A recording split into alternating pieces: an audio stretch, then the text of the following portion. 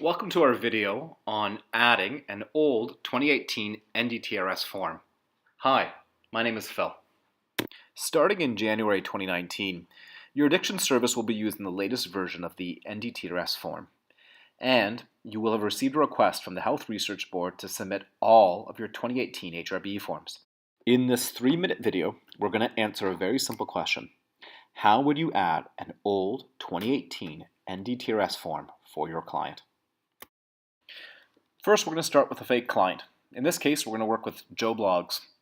What I'm going to do first is click the Edit button, where I can look at, review, and maybe even modify some of the demographic details that are contained on a client's page.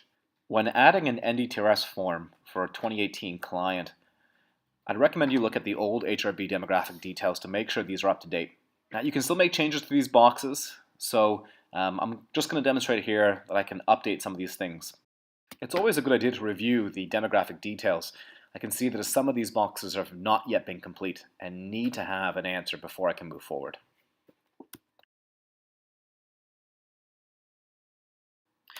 Once I've completed the old HRB demographic details, I can just really ignore the next section, which is for the new NDTRS link form. That's the newest version of the HRB form.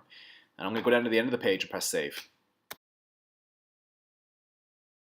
Now that my demographic section and my client record are up to date, I can go to the top of the page and add an old HRB form. Now this will be the version of the NDTRS form you've been familiar with and using for many years. Let's start by clicking the pause button and choosing a treatment center. From here, you can proceed with answering the HRB questions in the same way that you're familiar with, either by using the paper form or the eCASS version.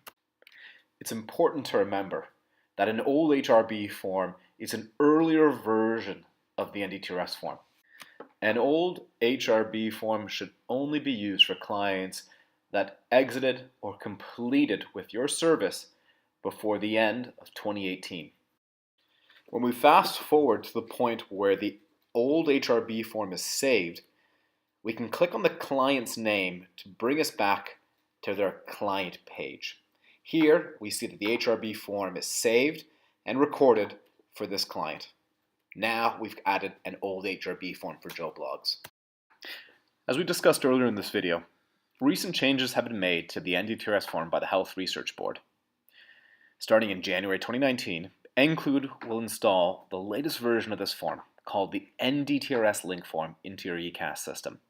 Please check out some of our other videos on our website, and thank you for watching.